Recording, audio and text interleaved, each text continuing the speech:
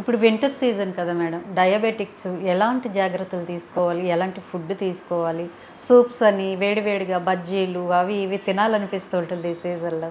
దీనికి మీరు ఇచ్చే సలహా ఏంటి? మంచి ప్రశ్న అడిగారు. వింటర్లో ఏమైందంటే ఒకటి జలుబులు దగ్గులు ఇవి అంటే ఇన్ఫెక్షన్స్ ఎక్కువ అవుతాయి. ఎప్పుడైతే ఇన్ఫెక్షన్ పెరుగుతుందో అప్పుడు ఖచ్చితంగా షుగర్ పెరుగుతుంది. సో ఇలాగ దగ్గులు జలుబులుకి కారణమయ్యే ఫుడ్స్కి దూరంగా ఉండాలి. రెండోది డయాబెటీస్ ముదిరిపోయిన వాళ్ళకి పెరిఫరల్ న్యూరోపతి, పెరిఫరల్ వాస్కులోపతి ఉంటుంది.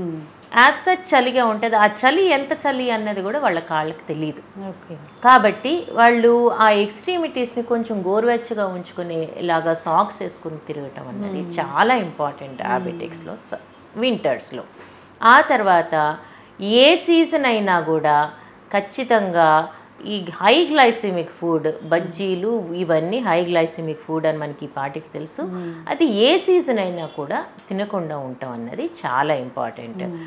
సో ఈ ఇన్ఫెక్షన్స్ వల్ల కానివ్వండి, ఆ టెంపరేచర్స్ వల్ల కానివ్వండి, డయాబెటిక్స్ వింటర్స్లో ఇంకొంచెం జాగ్రత్తగా ఉండాలి మిగిలిన సీజన్స్ కంటే.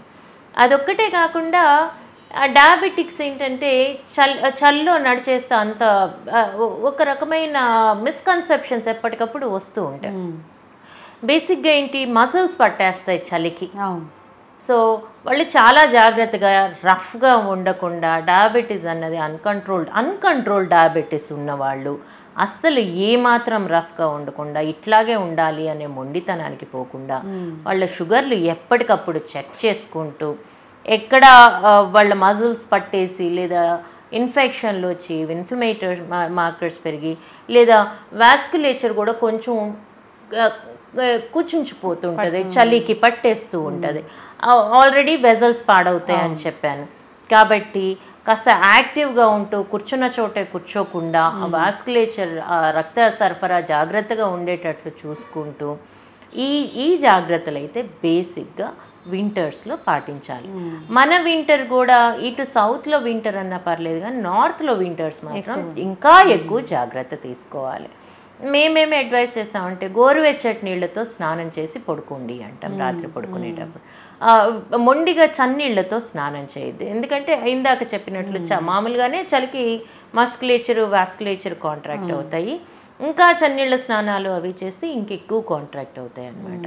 కాబట్టి వింటర్స్లో చాలా జాగ్రత్తగా ఉండాలి డయాబెటిస్. అంటే ఇప్పుడు మీరు అన్నది నేను సోషల్ మీడియాలో ఒకటి చదివాను అనమాట న్యూస్, వేడి నీళ్ళ స్నానం వల్ల షుగర్ లెవెల్స్ తగ్గుతాయి అన్నది. ఇది షుగర్ లెవెల్స్ తగ్గుతాయి అన్న ఇందాక చెప్పినట్లు మసిల్స్ కాంట్రాక్ట్ అయినాయి, పెయిన్ వచ్చింది, షుగర్ పెరుగుతుంది.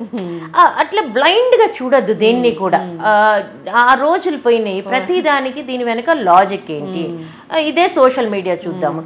మొన్న సమ్మర్లో మ్యాంగో తింటే షుగర్లు తగ్గుతాయని రాశారు, యావరేజ్ తగ్గుతుందని ప్రూవ్ కూడా చేశారు. అది ఎలా జరుగుండొచ్చు అని కొంతమంది డాక్టర్లు నన్ను అడిగారు. మీకు ముందు చెప్పాను, మ్యాంగో హై గ్లైసెమిక్ ఫుడ్, షార్ప్గా షూటప్ అయిపోద్ది. ఎంత షూటప్ అయిందో దాన్ని నార్మలైజ్ చేయడానికి ఇన్సులిన్ ఎక్కువ పనిచేస్తాయి, అంతే షార్ప్గా కింద పడిద్ది. సో యావరేజ్ అన్నది అది మెయింటైన్ చేసుకుంది. యావరేజ్ సరిగ్గా ఉన్నంత మాత్రాన ఒళ్ళు కరెక్ట్గా ఉందా? లేదు. పైకి వెళ్ళినప్పుడు ఒక షాక్, కిందకి వెళ్ళినప్పుడు ఒక షాక్. అదే పదే పదే షాక్లు ఇస్తూ ఉన్నాం. కాబట్టి సోషల్ మీడియా చెప్పేటప్పుడు కొంచెం లాజికల్గా ఆలోచించాలి. షుగర్ నార్మల్ ఉంటాం అన్నది ఇంపార్టెంట్, ఏ విధంగా అరైవ్ అవుతున్నాం అన్నది ఇంకా ఇంపార్టెంట్. మార్కులు రావటం చాలా ఇంపార్టెంట్, కాపీ కొట్టి తెచ్చుకోవటం కాదు. ఇది ఇంత సింపుల్ అన్నమాట. ఏ రకంగా మనం ఆ మార్కులు తెచ్చుకుంటున్నాం అన్నది చాలా చాలా ఇంపార్టెంట్. సో వేడి నీళ్ళ స్నానం మరీ వేడి నీళ్ళు కాదు, ఇది కరెక్ట్. ఎందుకంటే మస్కులేచర్ పట్టేసింది అనుకోండి, వాస్కులేచర్ మస్కులేచర్, దానివల్ల వచ్చే నొప్పి, ఆ నొప్పి వల్ల పెరిగే ఇన్ఫ్లమేటరీ మార్కర్స్, దానివల్ల పెరిగే షుగర్. అదే కొంచెం రిలాక్స్డ్గా రిలీజ్డ్గా ఉందనుకోండి, బాడీ ఈజ్ హ్యాపీ, మన ఒళ్ళే హ్యాపీగా ఉంది.